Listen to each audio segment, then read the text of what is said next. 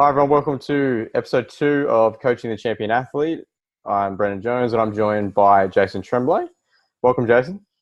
Thank you. Thanks for having me. Awesome. So tell us a bit about yourself, Jason. Where are you from? What do you do? So I am the president and co-founder of a group called the Strength Guys, and currently I'm also the online director at a new group, which is kind of like colleagues with Brett Bartholomew, called the Bridge Human Performance. I'm also an avid backpacker, traveler, student. I love training myself, so I'm very involved in physical culture and all that kind of comprises that. And yeah, just a little bit about myself. That's awesome, mate. That's awesome. So tell us a little bit more about, obviously, the Strength Guy. So I looked at your social media profile. If anyone wants to follow them on Instagram, what's the Instagram? At the Strength Guys Okay. for Yep. Twitter. Yeah. Yep. So tell us a bit about that. Yeah. I'd have to say, like, our group is about to become 9 people now. Very excited about the new coach consultant that we'll be bringing on. But we're a group of young professionals who are very passionate about evidence-based practice, very passionate about also having credibility from a number of different sources. So we work mainly with drug-free powerlifters, drug-free bodybuilders, getting into strength and conditioning as well. And of course, we've always done our general population. And also a little bit of sports science stuff, which also merging with what we're doing at the Bridge. So I'd say that the strength of our group and kind of my whole philosophy with creating an organization in sport is to have experts from many different perspectives. And I think that we have that with top level powerlifters in the IPF, like Taylor Atwood, who's 2-time silver medalist in the 74 kilo division for the United States. We have Alfred Jong, who was a reserve for Canada Taekwondo in the Beijing Olympics. And he's also a national champion here in Canada, a North American powerlifting champion. John Downing, who's a former junior U.S. national champion, starting sport worldwide with his non-for-profit called Live for Life. And we also have like a group of scientists. I don't want to drop the ball with their new coach, but also Dr. Brandon Roberts, who's on the NSCA panel for bodybuilding research. He's got his PhD, likes writing on muscle physiology and kind of simplifying it for the mainstream. And Kendrick Kwan, who has his master's degree in nutrition from Middlesex University under Lauren Bannock in London. So we have quite a diverse group, and it's so much fun to work with those guys. So based off of that, I feel that we have the microphone to help and to commentate on a lot of different issues which we see in the fitness industry. Yeah, no, that's great, mate. Like, and you've obviously got all these different guys, and they're all in somewhat similar kind of areas, and they're all scattered around the world. How do you kind of manage with everyone and as a kind of collective come together with the same kind of goals, the same ideas, and formulate what we're looking at right today, which is the Strength Guys, right? And really kind of get a plan in place. Yeah, I think like the core of who we are is evidence-based practice and speaking well, speaking persuasively, taking a lot of pride in your work. I'd say that's our beating heart, and I think that attracts professionals from all areas of life, whether you're a top athlete or a scientist or a writer or a coach. Those are ideals which we all I think they're like old world ideals that we all value. And so that's how I'd say that we've kind of got this amalgamation of talent that we now have. Awesome. Yeah, no, that's great. So like, that's probably one of the hardest things I see with companies is, especially in the fitness industry, is not everyone sometimes will be on the same page. And that's probably a very difficult thing when you're trying to really build your social media profile, or you're trying to build your business and build your formulation of ideas. And And it's almost in a way you have to kind of stay patient with who you're going to get and who you're going to pick. It's kind of like, all right, well, we have so many candidates to pick from, but which one do we think is going to align with our vision? Yeah, and I think because you were an exercise science student yourself, correct? Yep, you're correct. I think we've all had these conversations in the classroom, and we're the current crop, right? And I know for a fact this stuff's going on because I've sat through this lecture many times where we're talking about problems in the fitness industry, problems with coaching. What are the solutions? And it always inevitably comes up. We need like a unifying like certification body, and I'm like, well, this sounds great in the classroom, like as an academic idea, but in the real world of coaching, like there are so many different people who believe so many different things, and there's nobody who has the jurisdiction to enforce all of this upon all of them in every single country around the world, right? And so it's like we've just got to carve out our own little identity. We've got to think critically, and we've got to be open to the perspectives of others. And I think that with forming the company, it was just a very like we had to be very realistic about that. That like we're never going to get everyone onto our side, right? There's always going to be tribes and negativity and all that. Yeah. We just embraced it and kind of carved out our own set of ideals and our own way of doing things. Yeah, no, definitely. Like, there's always going to be that critic that is looking at your stuff and saying, well, is that true? Is that not? Where's the research? Even if you show the research, they're looking at research that's going to basically deter that and go the other way. And I think this is where I was watching the other day, I think Brett did a thing in Kansas for a talk, and I was watching that kind of live talk, and I was just sitting there, and I remember you talked about you kind of have to bulldoze your way into the industry. It's kind of like at the moment, you got to kind of bulldoze your way into it and start, just putting your ideas out there and going, this is what they are. This is the research to support that, and just keep going with it. And it doesn't matter who kind of as a critic basically comes at you. Yeah, that's how the strength guys started. And again, like that's what we're doing with the bridge too. It's like, here we are. This is what we believe. Very open source as well in terms of we want to share and we want to give back and we want to provide, right? I think being a taker is a horrible business policy. Correct. To start off. But like when I started the strength guys, it was never supposed to be a business or anything like that. It was only supposed to be networking while I got my bachelor's degree in physical education. And so I just put stuff out there every single day for 14 months. And then people started requesting service, which at the time I didn't offer. But you see that there's demand and you're like, okay, like let's open the gates. Let's give it a try. There's value there, and that's what they're really looking for. They're looking for is saying, well, this guy knows his stuff. Like I can have enough trust in him to get me to where I want to be. Yeah, it's funny as well how trusting people can be when they've never so many people will just sign up online without ever like talking to you, even on the phone, right? Like they'll just Exactly sign up based off of a tweet or an Instagram post, and that, I mean, people now are trusting it, right? So I think that says something about our current landscape for our fitness kind of community. correct. Like, and I suppose once you build up that social media profile, there is a bit of a culture there, and people want to be a part of that. And that's where I think people can see the results from other people, and they're like, okay, I want that too. So you must get results there. Yeah. Okay, so now, so one of the things I want to ask is, so you train a lot of athletes, you coach a lot of athletes. Out of the silver medalists, out of the national champions, and even if you've had any of the others there that you trained, what makes them champions?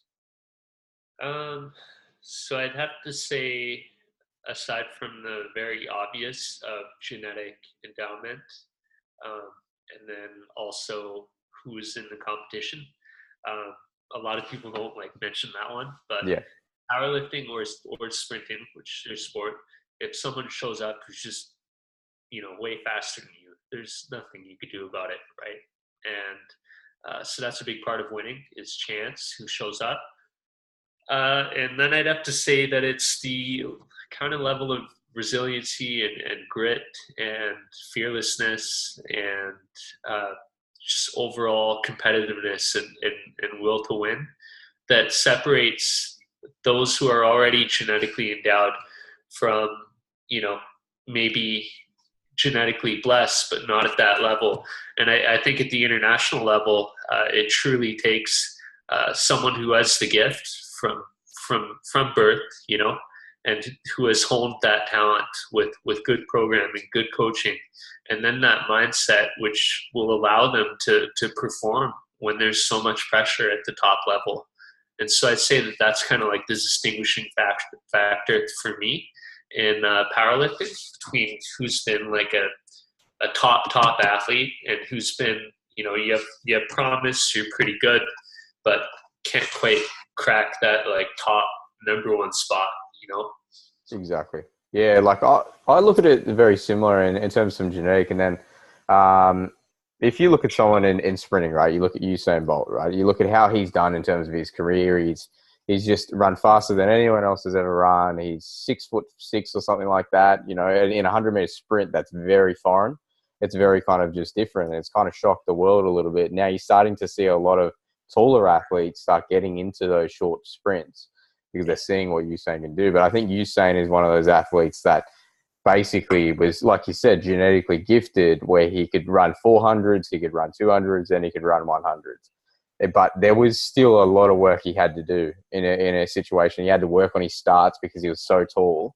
He didn't have that kind of drive that in terms of shorter ground contact time to build through his drive phase. But we knew as soon as he got to 50, 60 meters, the race was in. He's still in the race. The race was his because he just had the stride length that was going to take over everyone. And that's incredible. It's interesting that you say that with sprinting, that there's more taller competitors getting into it now. Because I feel like the opposite is true for powerlifting, where now we're seeing like shorter, like incredibly well developed, not only like muscle, but also in terms of just the way their structure is, like their segment lengths and all that, how durable they are to the training, to the monotony of powerlifting. And we're really seeing like a separation in some weight classes from like what historically would win you a world championship in like a 59 kilo, 66 kilo, 74 kilo weight class. Now it's getting turned on its head. And like the amount of progress that we have to make year after year to keep up with these new competitors who are joining the fold, it's really exciting, and it's also really it's really amazing that there's people out there who are like this. So yeah, it's great. Like, and I think there was a really good kind of. I watched Michael Johnson's documentary on Netflix. It's called Chasing Perfection, right? And it was like 2 episodes, and there was an ESPN kind of journalist. And he pretty much said, like, whatever country you kind of grow up in, that's what will dictate kind of what sport you're going to be put into.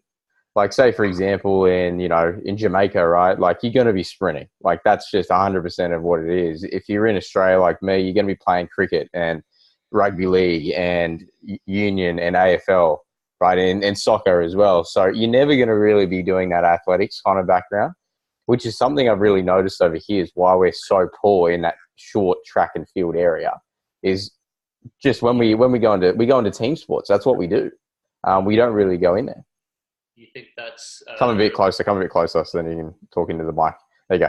Yep, you're good. you think that's an early specialization problem, or Yeah, I think it is. I think it is. Yeah. I think it's massively early specialization. I think a lot of parents throw their kids into team sports because it obviously builds good character, builds social kind of communication factors, and it also kind of represents the athlete saying, well, you have to work in a team to get the goal, to kind of trying to maybe do it from a business perspective too, I think.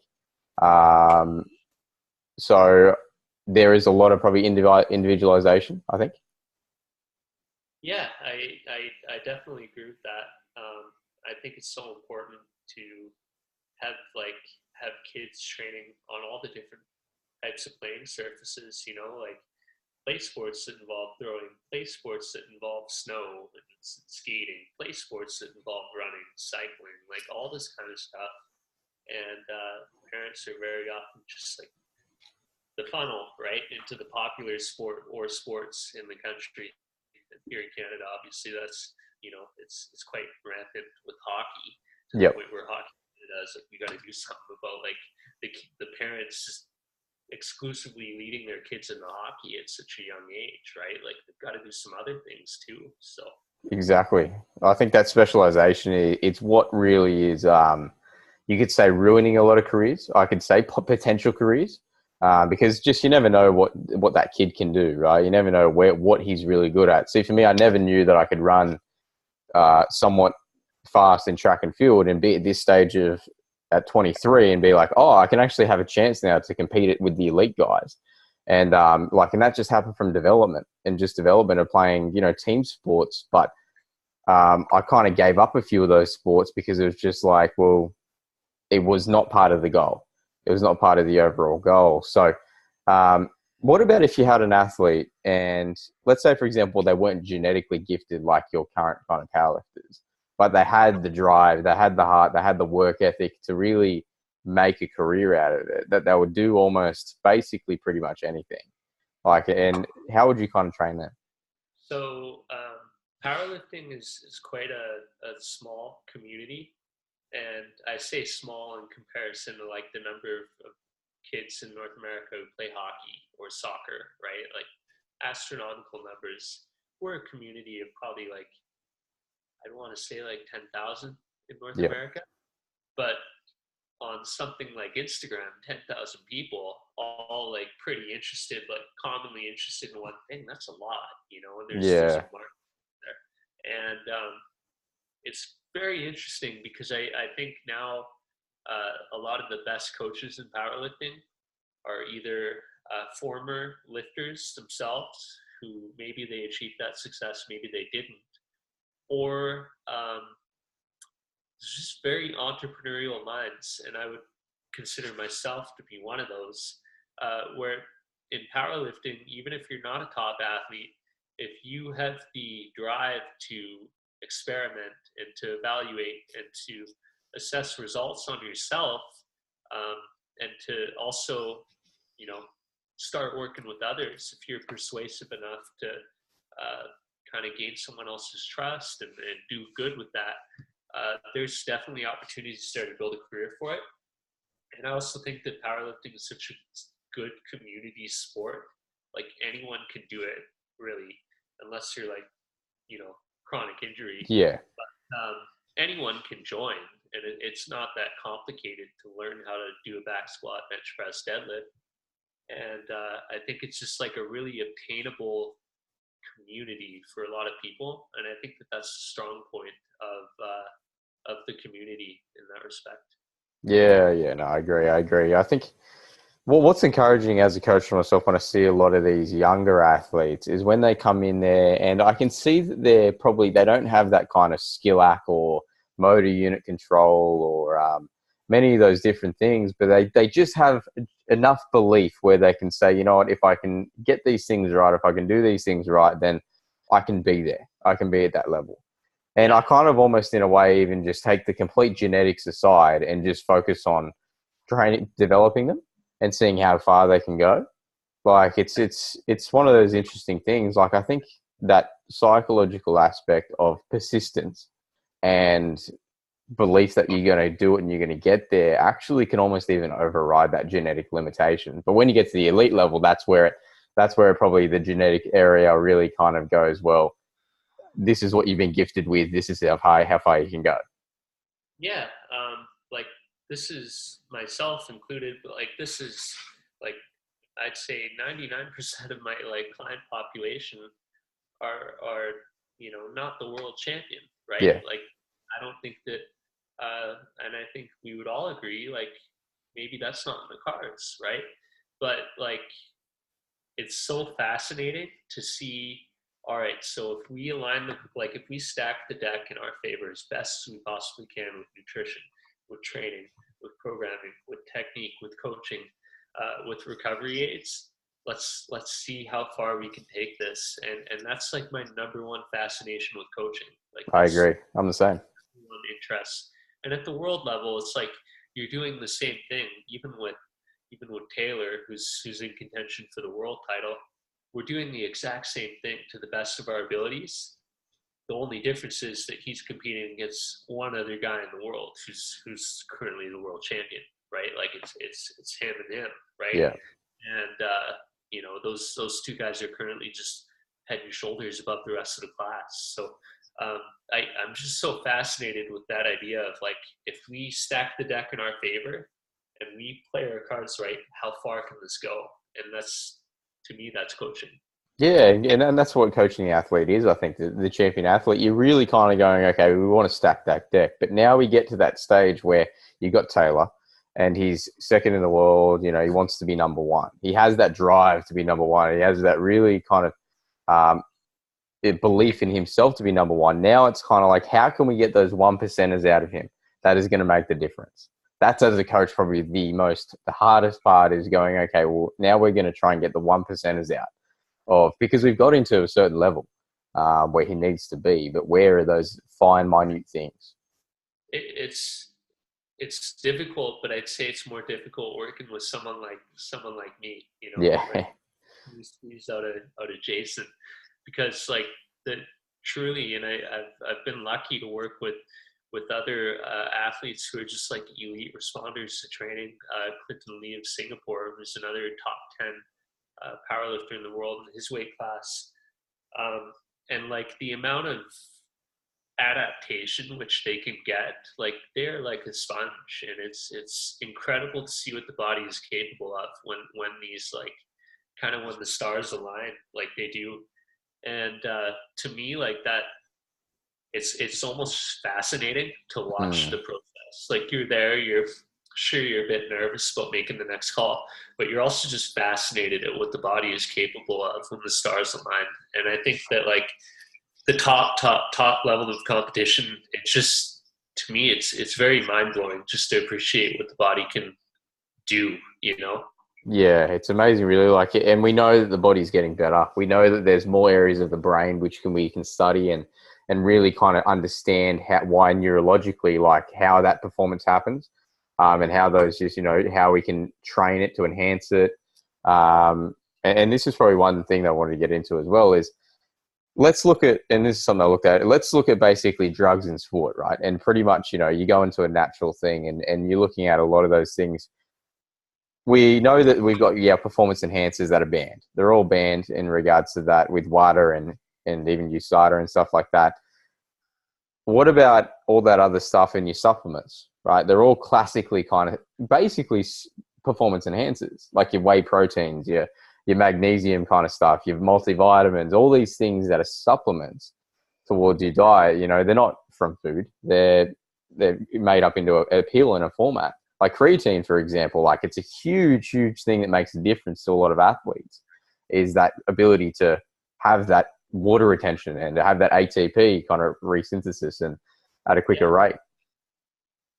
Yeah. So that's an area where like I recently just actually had my mind blown on creatine. When I was down in Orlando, Florida for the USA Powerlifting Nationals, a friend pulled out a creatine which he is formulating, and like I think we've all taken our creatine, put it in the cup, stir it around, and drink it, and then there's still like probably like 1 gram at least, maybe 2 grams of sediment at the bottom, which is just like crystals, and you can't really get that down.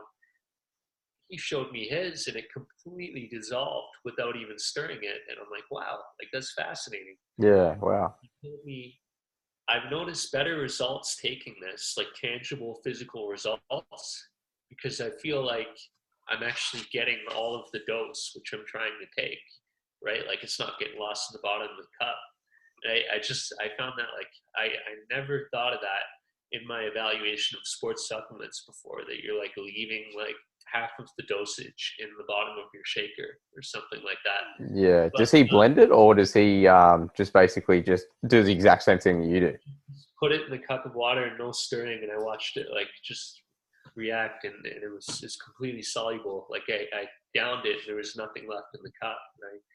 And for me, I was just like, wow, like that's really, really cool. But with regards to sports supplements, like I'm pretty like whey protein is pretty evidence-based. Caffeine is pretty evidence-based. Creatine monohydrate is pretty evidence-based. And then there's kind of like another tier where it's like beta alanine may help you depending on your sport, and like fish oil and all that kind of stuff. And then it's really just filling in gaps with nutrient deficiencies. So that's kind of like how I view them. Yeah. So like I've kind of looked at it in an even broader sense, because I saw something obviously like Ben Johnson with the whole drug scandal that he had. Now he's coming out with a whole, he's basically saying against drugs, and he's trying to basically clear the sports and make them better. And I can understand it, how a lot of athletes especially not just in track and field, but probably in hockey and all these other sports are on something. Like, it's fascinating to see that there's a lot of now drugs where they can put it under the tongue, and it can dissolve within 15 minutes, and it can be out of your system by that time frame. I feel as though a lot of sports kind of scientists and a lot of pharmacists, and they're getting smarter to get around the system. That's why, and I think the athletes are definitely working hard, but you look at your stuff like your creatine, the question may be asked is will that be banned in the future? I hope not, because it's all of these things are naturally occurring. Most, like bodybuilding, like synthol, but all of them are naturally occurring. So that's a very great question on like, where do you draw the line between legal and illegal, right? Exactly. With drugs in nature, like recreational drugs, they're not hard to find if you know what you're looking for, right? And you know how to do it. And so it's a very interesting thing to think about, for sure. Yeah, I think that's where, if we're going to keep breaking these records and keep producing the highest levels of sport, then I think you're going to find that human potential we know it's untapped, but if you notice over the past couple of decades, that's where you started to see these supplements really roll in. They've rolled in like heavily, and now you're seeing a lot better results, because we're able to enhance protein synthesis by using our whey protein, and we're able to, get the right nutrient timings and get the right nutrients that really we couldn't kind of recover properly before. Now we can. So in a way, that is the performance enhancers in today's world. So it's very interesting to see, and I think it's in sport right now. It's a very kind of advanced topic, and you have to research heavily. Yeah, I agree.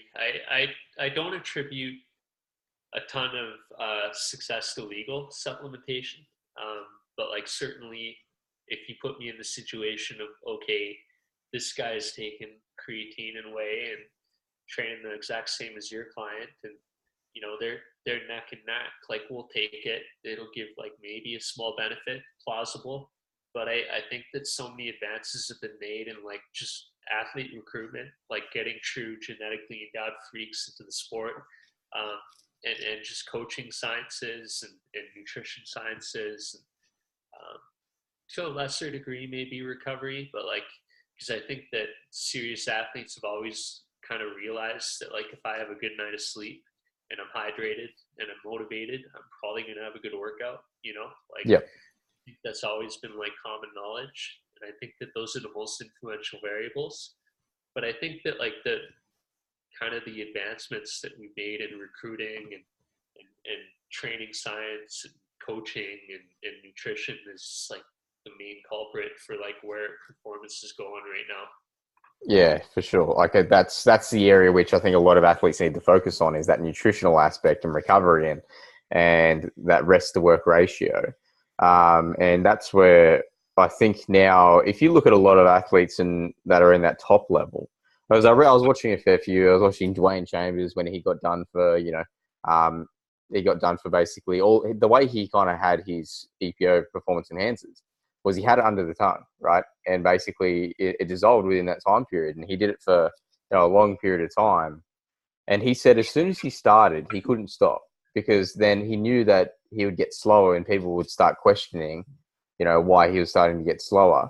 So it kind of, when you're at the top level, that's when you start taking that kind of stuff, you can't go back. I think and he says that he regrets it. Ben Johnson regrets it, but these guys are now well known. Yeah, that's like, in particular, like doping and sprinting is not something that I know a ton about. Obviously. Yeah, like Lance Armstrong, they got stripped.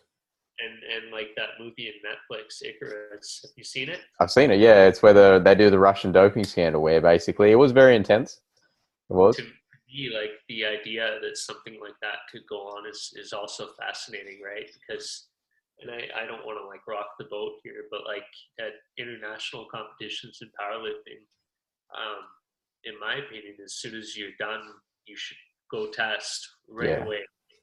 And if you can't pee, like, you got to pee, right? Like it's a requirement. How often do these athletes get tested? I've seen people wait like 4 to 8 hours afterwards, like saying they couldn't pee. And there was no jurisdiction over that. And I'm not accusing them of cheating, but I'm definitely saying that event of them not peeing for 4 to 8 hours, like that's a little extreme when you got to take a drug test. And some like I've seen some weird stuff, right? And I just wonder like what actually happened in those situations, So, yeah. Like I've looked at it like this. In the Powerlifting Association, do they do off-season drug testing? They do, yes. Academically, they do, right? Like, I don't know how in the real world, if you were taking something, how likely on next Wednesday morning they're just going to show up and test you. But academically, in the rule book, they do. Okay, yeah, because I think it's very hard to, in a way, implement that. I think it's very hard because you got athletes all over the world, and it's and that's where I think that a lot of athletes that if you were in that sport could really cycle for a long period in the off season and just come back as an absolute weapon and just be clean for that period of time. And that, yeah. The way powerlifting has gone about it that I actually really like is extreme punishment. And it's a very interesting situation, actually, because I believe the USA Powerlifting Union back in the summer said they were like one positive test away from possibly being banned internationally. Wow. And so now that's a lot of people angry at you if you're that last test, right? It's almost like in the state of New York now, I believe, like if you get caught texting while you're driving, you got a big fine coming to you, right? And for me, that would deter me from doing it if I were contemplating it. But I mean, like every year, you still see people getting nicked for tests here and there. So I think that like severity of punishment is a good way of trying to solve the problem. And I think that like promising like random drug testing is a horrible way, especially when you don't have the funds to enforce it. Exactly. So. Exactly. Yeah. So it's a new, very interesting one. I think it's for the future of sport. It's a protocol where I know a lot of athletes are very passionate about. They really think that at the top level, they're really kind of like, well, I'm busting my guts here. Like, how do you know that this guy isn't on something and he hasn't been for a while? Yeah, well, that's an interesting one because I think there's and I draw this from the theory of what muscle memory actually is that when you train, you build more myonuclei. And myonuclei do not destroy even when you detrain, right? So you may hypertrophy a muscle cell, and the myonuclei will increase in the process of hypertrophying it. But when you detrain, your muscle cell, atrophy, but you still have more myonuclei, which play a role in protein synthesis, right? And so the theory behind muscle memory is that when you have more myonuclei, protein synthesis will occur. You kind of have more gears turning. And I wonder, like, for someone who's doped, is it the same thing now where, you've built more, like you are now an enhanced athlete. And yes, you haven't been on for 10 years, but I think that at the cellular level, you may have more machinery than the other guys in the lineup. Is that an advantage? I don't know, right? Like, very hard to measure that, but it's a theory that I have and I'm curious about. It's not like I'm saying it's true. It's just my idea. But Yeah, I'm curious about that as well. I think it's going to be very difficult to kind of get a protocol in with drugs and sport. It's going to be huge because I really think that it's more evident now than today, like than ever, because you start seeing these ridiculous kind of times being posted, these ridiculous numbers in powerlifting. These, you know, and that's exciting as it is for the sports. Like it's exciting as it brings fans in. It's great for marketing. It's you know, and to promote the sport. But for that young athlete that is basically trying to crack in there and break in there, and physically he has that belief, or he has to either go away from the sport or keep working, or you know he has to get on that stuff and start being like some other athletes. But yeah, so what in terms of powerlifting? Let's say for example you got a couple of listeners out here that have never done powerlifting. They've been doing a lot of hypertrophy bodybuilding kind of stuff. What would be your advice to them getting into powerlifting, and how can that increase their results? yeah, my first advice would be as soon as you start, like learn the rules on what will make a lift work in competition. Like, do not, like, the number one mistake I think people make is not squatting to depth in training. And they think that they're going to do it when like all the people are watching and they're actually being judged with their 1 rep maximum. And it doesn't work out so well, right? And so you should absolutely like 100% learn how to squat to depth. You should learn the other rules associated with squatting, which I won't go over with this. You should absolutely 100% learn how to pause a barbell on your chest and keep your butt down on the bench press and your head on all reps. Because if you just think that you're going to put it together 4 weeks out from the meet, when you got to hold your 1 rep maximum, touch and go with your butt coming off, when you got to hold that on your chest for 2 to 3 seconds and then press it, and you have to keep your butt down, it's a completely different feel to it. And then on deadlift as well, I'd say just like learn how to do the lift where you protect your SI joint in your low back. Like, please don't hurt that right out of the get-go. And then I'd say just like, you know, find a good process, find a good coach who can teach you all this stuff, and just let that process unfold. Like, I know Taylor's been lifting since he was 13, right? He's gonna be 29 and competing, and it's like, so it's taken him that long to get this strong, right? Like, it ain't gonna happen overnight if you want to reach that top level. Yeah, no, for sure. And I train a lot of junior athletes, and the parents all the time ask, say, is it going to affect their growth plates? And that's a fine example there. You've had a guy that's 13, he's been training for the last, still 29. He's grown. He hasn't basically stunted his growth. There's nothing happening there. Like, yeah, you get that question a lot in terms of, is resistance training too early? And I was like, you can start with body weight. You can start with building foundation. And then as they get stronger, you can progress from there. And I think that, you know, powerlifting is, well, at least strength training is very much correlated with powerlifting, and it's exactly the same terminology. But it's involved in sports, you know, heavily. And I think for anyone that wants to basically get into powerlifting, they can visit you at the Strength Guys. They can. So, what content are you producing on there? So like we're all over the board with content. Like today, one of our coaches, Brandon Roberts, came out with like a massive meta-analysis for his own like private sector website, just so he didn't have to go through the process approval and all that kind of stuff on ketogenic dieting. So that's our big thing, right? But yeah, like we'll post about social issues in powerlifting. We'll post about how to start, how to look at your form, what components of our programming we do, all this kind of stuff. So we're all over the board. We'll talk about nutrition, supplementation as well. So we definitely try to wear many hats and have many different perspectives. Yeah, definitely, for sure. I think content is, you got to always stay, like you try and stay within what you're great at and what you're really good at. And then you want to basically answer some questions of what people that are viewing it are kind of going, well, I've been waiting for that answer for a while. Yeah. that's I think that's tough as well, right? Because of course, once you already answer one question, of course, it's hard to like circle back and continue answering it over and over and over again. It's like the natural desire of like an intellectual person to kind of build off of that, right? And go on to the next question.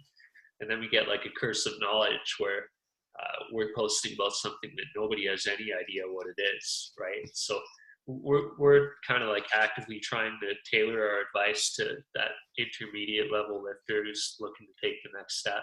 And I'd say that that's kind of where our content, even though it may come from a lot of different angles, that's where it focuses on. Yeah, no, for sure. I agree. That's probably the path. If anyone's going into that powerlifting or at least going into some strength training, then you want to get as much info as possible. You want to have as much info. You want to get someone that's going to look at your form, understand that you're not activating those muscles and switching them on. And just the cue points, those cueing things. I think a lot of people struggle with a lot of motor patterns like hip hinging and in terms of thoracic, in terms of mobility and flexibility, which is impacting the way that they squat, impacting the way that they deadlift and bench press. Like you said, those isometrics of holding that bar on your chest. Like how many of them are really working on isometric movements? Like how many of them are really holding? And if anyone goes out there and tries to do an isometric hold, it's hard. It is. Your body starts shaking, because you're holding that resistance at like almost a peak level of force. Yeah, it's definitely its own sport. Very easy to learn, but it's definitely its own sport for those reasons, right? And when like most athletes, like I remember this past summer at the Hill Academy in Toronto, which was under Coach Dan Noble, and we had a group of hockey players in. Some of these guys had played for Team Canada Juniors. Others had been drafted to their teams in the NHL. All of them were in the OHL or high level juniors. So they were all pretty good players. And we were doing squats one day, and I watched a typical athlete squat happen, right? Where they just kind of like bend their knees a little bit and come back up. And I want to put more weight on, coach. You're like, guys, like you can get, like quarter squats are good if for like if I want to improve top end strength, or if I want to move this weight as fast as I can for like just maximum strength, kind of like shock purposes. But like if you want to get any benefit to your skating position where you're down low, how are you going to do it when you're only bending your knees this much, right? And then I pulled out a video of like a powerlifter squatting, and I'm like, look where the top of his kneecap is, and look where his hip is. Your hip in powerlifting, the crease of your hip has to be under the top of your kneecap. And they tried doing it, and they realized how low it was, and they were like, I shouldn't have this weight on the bar, right? So Yeah. there's definite learning demands when it comes to powerlifting, and not all of those lifts are created equal. Yeah, exactly. I think, especially with athletes, like in sprinting, for example, for me, we don't do a ton of like deep squats, only just because when the only time that we need to really push through both feet is off the blocks. And in that position, we're in more of a horizontal kind of position, and we're in maybe a 90 degrees. So we do a parallel squat, and then we obviously implement our quarter kind of squats to then implement when we're running on single leg and making sure that we're not collapsing that leg. So it's different a little bit with different sports, but if you're looking at like your rugbies, your NFLs, your OHL stuff, you have to do those kind of deep squats. You got to kind of do them because that's where they're sitting down, they're really low center of gravity, and they've got to drive their force up. But even then, for those guys, I didn't want them going to full powerlifting depth, because I find like a lot of people, when you're going to full powerlifting depth, it takes a lot of control to avoid butt wink. And I know there's that butt wink is structural, where the femur and the acetabulum are kind of like nicking each other, and that's pulling the hips under. But like I've seen through bracing and through skill development, the ability to maintain stability in that incredibly deep squat position with a lot of weight on your back. I've seen people learn how to like resolve their butt wink. So I don't think it's all structural. That's dangerous if you're just getting like a hockey player who can't control their low back. Exactly. That with a heavy weight, right? So I think there's like different depths for different, different purposes for sure. Yeah, no, great. And one of the moves, I generally get a lot of the younger athletes into a front squat position to really kind of assess their kind of hip mobility, their thoracic mobility, like to understand where their knees track. If it's out in, like you can see a lot in the front squat, and you can see where they're really kind of lacking in that area, even if it's starting with the dumbbell. But that's my initial kind of assessment, is I get them into that area so I can see them, how they're moving in that kind of forward kind of dominant position. Because in that back squat, you're obviously going a little bit forward, hips go back. It's a little bit kind of different. But yeah, no, it's interesting stuff. So my last question for you, mate, is what does the future hold for you with the strength guys and also yourself? That's a very good question. So just finish up my degree. That's probably my first priority. So I have 1.5 years left on that. I've been getting very into kind of like engineering and ideating sports science systems at the Bridge. And Brett Bartholomew's mentorship and Dan Noble's mentorship has just been like absolutely invaluable in that regard. I consider myself very fortunate to kind of have access to those minds in my think tank. And aside from that, like we'll be coaching this year at our third World Powerlifting Championship as well. So Taylor will be looking to take gold in that event. And we're just going to continue doing our thing, which is putting out evidence-based content, trying to be socially conscious of different perspectives, and innovating, right? I don't know where it's going to take us, but we're always trying to create new things and kind of make something more useful and better for us and for our clients. So Yeah, perfect. That's awesome, mate. That's a great area there. So if any of basically my followers want to follow Jason, I'll link his Instagram in the description, also on the Facebook page as well. So I have an Instagram page. And then have you got a Facebook page and a Twitter page, mate? Personal, yeah, it's Jason Okay. Tremblay.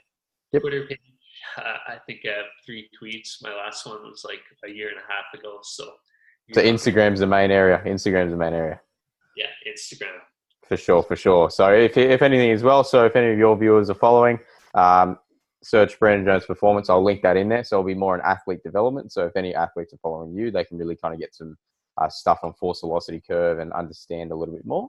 And then I'll be sharing all this stuff on that as well. So then you guys can really start getting a little bit more exposure as well. Great, guys. Thank you so much for joining us. All right. Thanks, Jason, for joining us. It's been a pleasure. Thanks. No worries at all. So we'll have you back on the show soon, and then we'll get you some more insights from you to then of what's happening in the powerlifting world, so then some people can keep kind of following on you as well. So thanks a lot for that. Awesome. Sounds good. Sounds good, mate. Thank you.